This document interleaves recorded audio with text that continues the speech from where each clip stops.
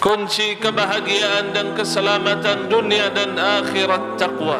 Jaminan mendapatkan jalan keluar dari segala kesusahan dan kesulitan taqwa. Wa man yattaqillah yaj'al lahu makhraja. Bahkan dijaminkan rezeki dari tempat yang tidak pernah nyangka. Wa yarzuquhu min haitsu la yahtasib. Jaminan mendapatkan kemudahan dalam segala urusan. Wa man yattaqillah yaj'al lahu min amrihi yusra. Bahkan dijaminkan selamat dari siksa neraka jahannam. Dalam hadis kata Rasulullah sallallahu alaihi wasallam, di Bani Israel ada 3 orang yang Allah Subhanahu wa taala memberikan ujian. Yang pertama, dia sakit kusta. Yang kedua, berkepala botak. Yang ketiga, buta. Dan tiga-tiganya dalam keadaan miskin dan lemah. Ini ujian yang berat. Kemudian Allah Subhanahu wa taala ingin memuji mereka dengan ujian yang lain. Allah menutuskan malaikat kepada orang yang pertama. Maka kata Rasulullah sallallahu alaihi wasallam, maka di hari Jumat berbanyaklah salawat kepada aku. Karena Rasulullah sallallahu alaihi wasallam yang selamatkan kita dunia akhirat. Wasilah beliau kita bisa kenal dengan Allah, dan wasilah beliau kita bisa masuk surga nanti di akhirat. Bahkan yang lupa salawat kepada Rasulullah sallallahu alaihi wasallam, dalam hadis yang sahih kata Rasulullah sallallahu alaihi wasallam, barang siapa yang lupa bersalawat kepada aku, maka dia sesat menuju surga. Jalanan menuju surga itu tak benar kalau lupa salawat kepada Rasulullah sallallahu alaihi wasallam. Barang siapa yang bersalawat kepada Nabi Muhammad sallallahu alaihi wasallam sekali, Allah akan membalas 10 kali. 10 kali Allah bersalawat kepada kita. Dengan berbanyak salawat kepada Nabi Muhammad sallallahu alaihi wasallam, segala dosa kita diampuni oleh Allah Subhanahu wa taala. Dengan berbanyak salawat kepada Nabi Muhammad sallallahu alaihi wasallam, segala urusan kita dipermudahkan oleh Allah Subhanahu wa taala.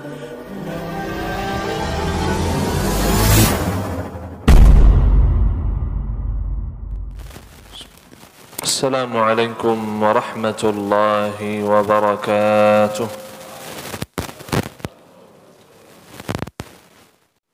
Innal hamdalillah nahmaduhu wa nasta'inuhu wa nastaghfiruhu wa nastahdihi wa na'udzu billahi ta'ala min shururi anfusina wa min sayyiati a'malina.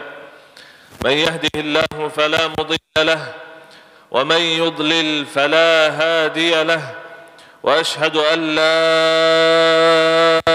إله إلا الله وحده لا شريك له وأشهد أن محمدا عبده ورسوله ومختاره من خلقه وخليله.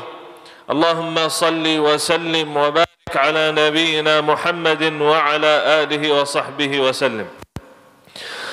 اعلموا عباد الله أن أصدق الكلام كلام الله وخير الهدي هدي محمد صلى الله عليه وسلم وإن شر الأمور محدثاتها وكل محدثة بدعة وكل بدعة ضلالة وكل ضلالة في النار.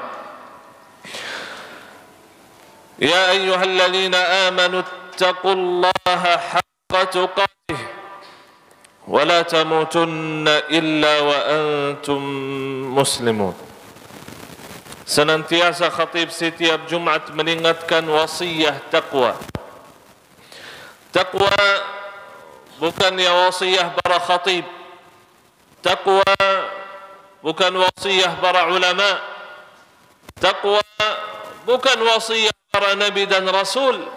Tetapi taqwa wasiyatullah kepada Nabi Muhammad sallallahu alaihi wasallam.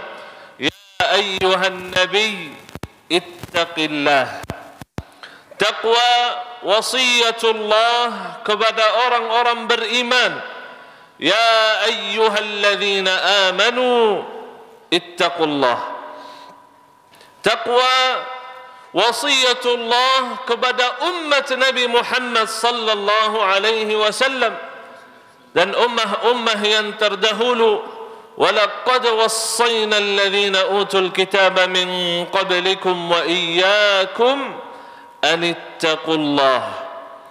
Taqwa wasiyatullah kepada seluruh manusia. Ya ayyuhan nas ittaqu rabbakum. Kunci kebahagiaan dan keselamatan dunia dan akhirat taqwa. Kunci diterima amal ibadah kita di sisi Allah Subhanahu wa taala taqwa. Innama yataqabbalu Allah minal muttaqin. Jaminan mendapatkan jalan keluar dari segala kesusahan dan kesulitan taqwa. Wa man yattaqillah yaj'al lahu makhraja. Bahkan dijaminkan rezeki dari tempat yang tidak pernah diangka. Wa yarzuquhu min haitsu la yahtasib. Jaminan mendapatkan kemudahan dalam segala urusan. Wa man yattaqillah yaj'al lahu min amrihi yusra. Bahkan dijaminkan selamat dari siksa neraka jahannam.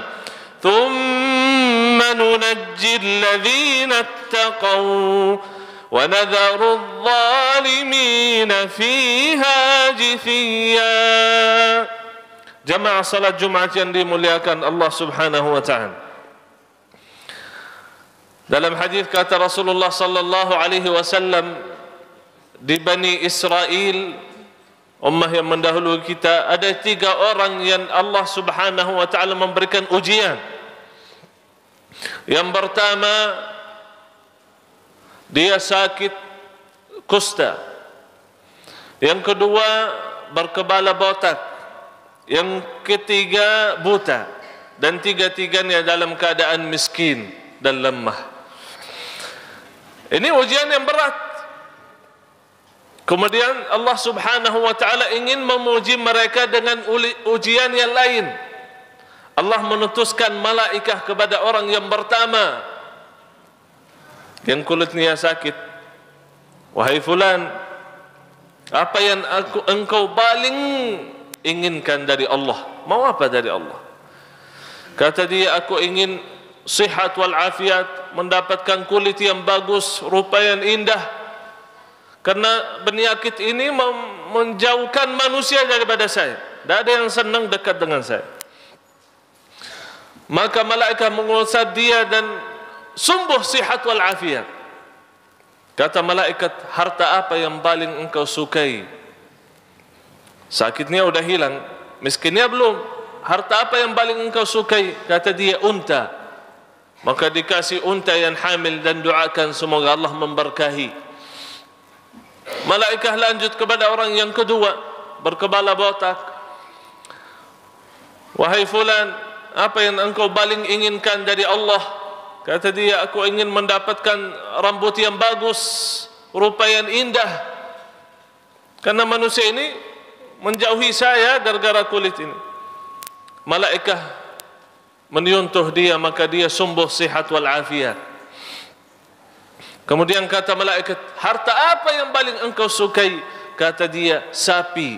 Maka diberikan sapi yang hamil dan doakan semoga Allah memberkahi. Malaikat lanjut kepada orang yang ketiga, yang buta. Wahai fulan, aku adalah malaikat Allah. Apa yang engkau inginkan dari Allah Subhanahu wa taala? Mau apa dari Allah? Kata dia, aku ingin bisa melihat. Saya mau lihat bagaimana manusia, bagaimana indahnya dunia ini. Makanya malaikat mengusap dia, sumbuh sihat wal afiat, melihat lagi. Kata malaikat, harta apa yang paling engkau sukai? Kata dia, kambing. Maka dikasih kambing yang hamil dan doakan semoga berkah. Waktu berjalan, kata Rasulullah sallallahu alaihi wasallam, kemudian orang yang pertama sudah jadi kaya raya. Satu unta melahirkan banyak. Sampai begitu dia punya lembah yang luas dan isinya banyak ekor-ekor unta. Kaya raya. Orang yang kedua, begitu juga sapinya melahirkan terus. Masya Allah, sampai dia punya lembah yang luas, yang besar. Isinya banyak ekor-ekor sapi. Kaya raya. Yang ketiga seperti itu juga. Kambing itu melahirkan terus. Sampai dia punya satu tanah yang sangat luas. Dan isinya adalah ekor-ekor kambing. Milik sendiri. berubah langsung keadaannya. Dulu sakit, sekarang kaya. Dulu sakit, sekarang sihat. Dulu miskin, sekarang kaya raya. Luar biasa. Allah subhanahu wa ta'ala menutuskan malaikah lagi kepada orang yang pertama. Tapi malaikah merubai bapa itu dalam keadaan sakit. Datang malaikat dalam keadaan sakit, kulitnya sakit, dan dalam keadaan miskin. Datang kepada orang yang pertama, wahai fulan, saya orang miskin, saya orang sakit, saya berjalanan jauh, udah lama saya tak makan, udah lama saya tak minum, tolong bantu saya, kasih saya 1 unta saja, supaya saya bisa lanjut perjalanan, supaya saya bisa minum dari susunya. Kata dia, mohon maaf, tak bisa bantu. Saya banyak urusan, saya banyak kebutuhan. Padahal tanahnya sangat luas, banyak ekor unta. Tapi itulah hamba yang tidak bersyukur kepada Allah subhanahu. Dalam keadaan sakit, dalam keadaan miskin, ingat sama Allah. Dalam keadaan kaya, dalam keadaan sihat, lupa sama Allah. Kata malaikat yang merubai dia enggak tahu ini adalah malaikat. Kata malaikat, kayaknya saya kenal dengan bapa. Bukan kamu yang dulu sakit, yang kulitnya sakit, yang kusta dulu? Bukan kamu ini? Bukan kamu yang dulu orang miskin, yang selalu jauh dari manusia, tidak ada yang senang dengan kamu ini? Kata dia, tidak, dari dulu saya sehat, dari dulu saya kaya. Kekayaan ini saya mendapatkan dari kakek saya, ini warisan saya. Dari dulu saya keluarga yang terhormat. Kata malaikat, kalau kamu bohong, semoga Allah kembalikan keadaannya seperti dulu. Dikembalikan keadaannya seperti dulu, sakit dan miskin dan lemah. Malaikat lanjut kepada orang yang kedua. Malaikat merubai keadaan bapa itu dulu, yang berkepala botak. Pak, saya berjalanan jauh, saya capek, saya tidak ada makanan, tolong bantu saya, kasih saya 1 sapi aja. Kata dia, mohon maaf, saya tidak bisa bantu, banyak kebutuhan, banyak urusan, tidak bisa, mohon maaf. Kata malaikat, bukan kamu yang dulu orang sakit? Bukan yang dulu berkepala botak ini, sampai manusia jauh dari kamu? Bukan dulu kamu miskin? Kata dia, tidak, dari dulu saya sehat, dari dulu saya kaya. Kata malaikat, kalau kamu bohong, semoga Allah kembalikan keadaannya seperti dulu. Hilang semua kekayaan, hilang kesehatan. Malaikat lanjut kepada orang yang ketiga, dalam keadaan yang sama, merupai dia, miskin, lemah, buta. Wahai fulan, saya buta, saya capek berjalanan jauh, tolong bantu saya.